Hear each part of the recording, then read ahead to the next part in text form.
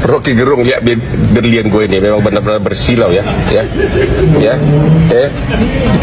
Lu mau pimpin negara, lu pimpin keluarga aja belum pernah. Ya, Rocky Gerung, lihat berlian gue nih. Lu mau pilih yang mana? Lakukan, mereka terpengaruh sama filsafat kosong dari Rocky Gerung. Yang dibawa adalah filsuf Kristen, yaitu Romo, sama psikolog. Bagaimana suatu peristiwa perbuatan melawan hukum dibuktikan, mau dicoba dibantah dengan psikolog sama etika sama Romo ahli gerejani. Jadi benar-benar pembelaan mereka itu seperti saya bilang di awal, benar-benar pepesan kosong ya. Jadi jangan nangis kalau kalah. Udah itu aja. Rocky Gerung, saya tantang kau berdebat hukum ya, bukan berdebat filsafat Kopingho ya. Tidak penting filsafat, tidak penting moral, yang menunjukkan bahwa dia bergetar waktu menulis. Jadi getaran itu datang karena getaran hati, bukan karena getaran cincin yang terlalu berat itu. Tapi saya mau terangkan itu sebetulnya untuk memperlihatkan kontras antara apa yang sedang dibayangkan oleh Megawati dan dia anggap bahwa dia adalah rakyat sebetulnya. Kenapa? Itu bedanya dengan prototip di 02, lawyer 02 yang bahkan mungkin menjengkelkan tapi sekaligus memalukan tuh. Karena argumennya hanya tentang omon-omon, tidak ada data segala macam tuh. Tidak ada permenungan terhadap nasib bangsa itu. Padahal ini adalah soal nasib bangsa itu. Dan Hakim Mahkamah Konstitusi tentu membedakan versi narasi Ibu Mega dengan versi narasi siapa namanya itu, tokoh mereka tuh yang terus mengucapkan bahwa nggak penting. Saya kayaknya pernah tahu orang itu juga, Pak. Saya nanti saya ingat siapa dia. Hotman Paris versus Rocky Gerung. Jadi kemarin tuh gue baca berita kalau si Hotman Paris tuh ngajak debat Rocky gitu. Kayaknya sih doi tersinggung karena Rocky Gerung tuh ngomong kayak gini. Cincin beliau itu lebih berkilau dari otaknya, kira-kira begitulah. Tapi menurut gue dengan Hotman Paris nantang Rocky gitu ya, menurut gue ini malah jadi menjatuhkan atau menurunkan posisinya dia sih. Karena kan dia tuh meremehkan Rocky gitu kan, dengan bilang Rocky itu cuman ahli filsafat, dia tuh nggak ngerti hukum, dia tuh cuman mainnya imajinasi, mainnya heuristik dan lain-lain gitu. Dia kan merendahkan, tapi sekarang dia malah nantang duel. Jadi kan kayak gimana ya, menurut gua seakan-akan dia mau mengakui atau mau ngetes levelnya dia tuh di mana. Itu satu. Yang kedua, kalau misalnya ternyata pas debat Rocky yang menang gimana? Makin jatuh lagi kan. Tapi mau gimana juga ya, menurut gua sih kalaupun memang terjadi, gue juga nungguin gitu. Pengen tahu gua debat seperti apa sih dan dinamikanya gimana sih. Penasaran sih gua. Nah, kalau kalian tim mana? Tim Hotman Paris atau Rocky Gerung? Komen. Cincinnya lebih berkilau daripada otaknya. Itu sangat betul sekali, Bung. Salam akal sehat, merdeka. Rocky Gerung, beda level antara Hotman Paris dengan kamu, beda level. Kalau kau memang filsafat ya, ilmu-ilmu yang bermanfaat, mencerdaskan orang yang tidak paham, memberitahu orang yang tidak tahu, itu Rocky Gerung.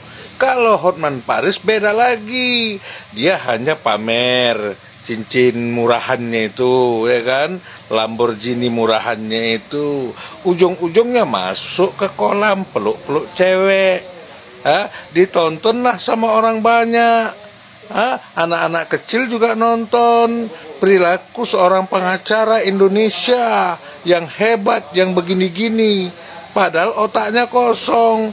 Itulah Rocky Gerung dengan merespon atau menanggapi polemik antara pengacara Hotman Paris Hutapea versus filsuf Rocky Gerung. Pada saat konferensi pers sempat Hotman Paris mengeluarkan statement yang kurang tepat atau tidak logis, dalam arti dia mengeluarkan statement bahwa ilmu filsafat itu tidak ada apa-apanya, atau begitupun ditambahkan oleh Profesor Otto bahwasannya ilmu filsafat itu berpikir di awang-awang. baik Hotman Paris Hutapea maupun Profesor Otto harus mengetahui bahwasannya jangan sampai emosional itu membuat Anda kehilangan arah, terutama berpikir rasional. Ilmu filsafat itu adalah suatu ilmu pengetahuan, suatu cabang ilmu yang cukup tua. Salah satu ilmu yang cukup tua di atas muka bumi ini. Ya, jauh sebelum ada orang berbicara tentang hukum itu sudah ada filsafat.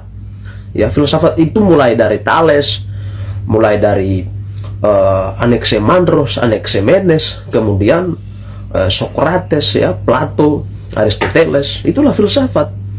Jangan dengan emosional kemudian seolah-olah mengolok-olok ilmu filsafat atau menghina atau menginjak-injak ilmu filsafat, bahwa ilmu itu tidak ada apa-apanya. Jangan seperti itu. Sebagai pengacara, ya, sebagai lawyers harus berbicara tentang persoalan-persoalan keadilan, persoalan kepastian hukum, tapi tidak bisa dengan emosional kemudian kita menghina suatu cabang ilmu, yang ilmu itu membuat banyak orang tidak sesat di jalan atau tidak keliru di dalam berpikir, atau mengajarkan orang agar supaya berpikir secara baik, berpikir secara logis, dan berpikir secara rasional. Sekali lagi pesan kepada Profesor Otto maupun Hotman Paris, banyak-banyaklah merenung bahwasannya salah satu ilmu yang paling tertua di muka bumi adalah ilmu filsafat. Harus diketahui itu, harus disadari itu. Kebetulan karena kalian bersama Profesor Yusril dalam satu barisan sebagai kuasa hukum 02, coba-cobalah bertanya tentang apa itu filsafat. Tanya kepada Profesor Yusril, tahu itu Profesor Yusril apa itu filsafat, agar supaya kalian tidak seolah-olah memojokkan ilmu filsafat, menginjak-injak ilmu filsafat, kemudian menghina ilmu filsafat. Itu suatu kekeliruan yang luar biasa, suatu kesesatan berpikir yang sedang menimpa kedua pengacara hebat ini. Salam waras. Yap, semakin memanas apa yang menjadi perseteruan Bang Rocky Gerung dengan Hotman Paris, sang pengacara kondang. Saya kira apa yang kita saksikan di dalam video tadi, di mana para netizen ini lebih berpihak kepada Bang Rocky Gerung. Mungkin para netizen ini menyadari kualitas dari kedua sosok tersebut, antara Hotman Paris dan juga Bang Rocky Gerung. Memang betul bahwa bicara persoalan ilmu pengetahuan, kedua tokoh ini jauh berbeda antara langit dan bumi. Persoalan filsafat, Bang Rocky Gerung kita bisa menilai di atas rata-rata, sedangkan Hotman Paris yang kita tahu sendiri bahwa beliau ini ahli di bidang pengacengan. Artinya dia hanya ahli dalam menilai seksinya sosok betina, ataupun yang mana yang lebih tebal dan yang mana yang lebih tipis. Nah, itu keahliannya beliau. Makanya netizen ini lebih tahu yang mana yang bisa disupport untuk didukung dan yang mana yang tidak.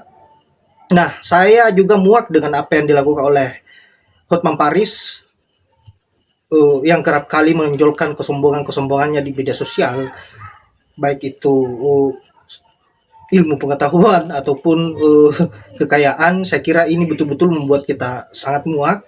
Tidak ada contoh yang positif yang diperlihatkan oleh Hotman Paris sebagai pengacara yang seharusnya mendidik rakyat Indonesia melalui media sosial, tetapi yang ada hanya memberikan hal-hal yang negatif terhadap rakyat Indonesia melalui media. Bahkan Hotman Paris ini kerap kali mempertontonkan hal-hal yang vulgar yang seharusnya tidak layak untuk dinikmati.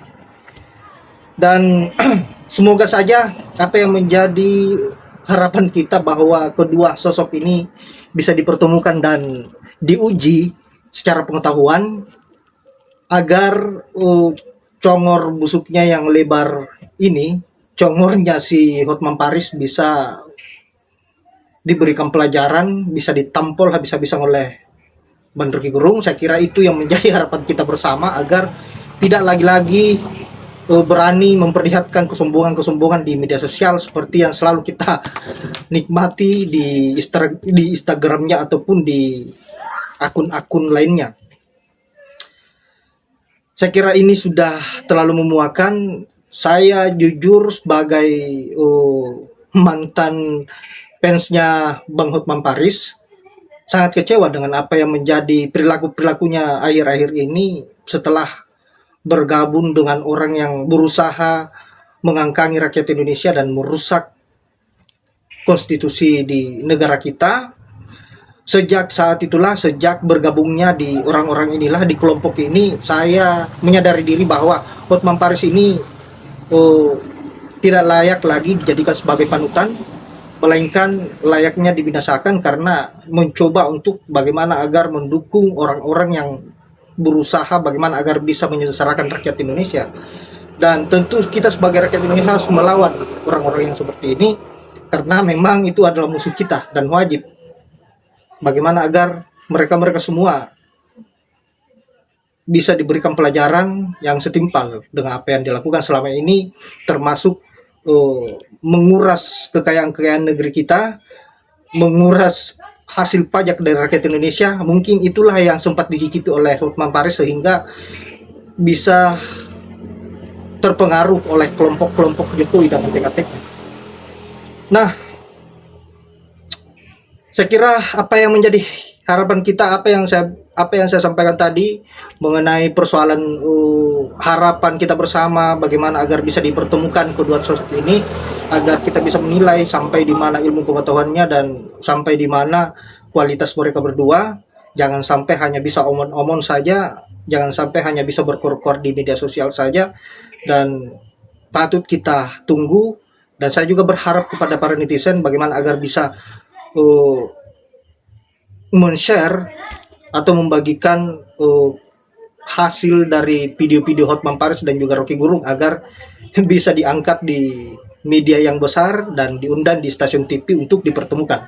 Saya kira itu yang menjadi harapan kita. Baiklah sahabat-sahabat, saya kira terlalu lama untuk ngoceh persoalan kesombongannya Hotman Paris, dan saya kira hanya itu. Terima kasih sudah menemani admin sejauh ini.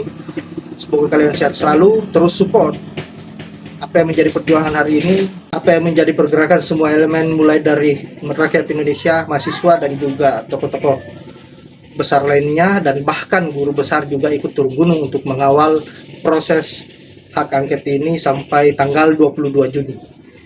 Saya kira cukup sampai di situ. Saya akhiri dengan ucapan wallahul muwaffiq ila aqwamit thoriq. Assalamualaikum warahmatullahi wabarakatuh.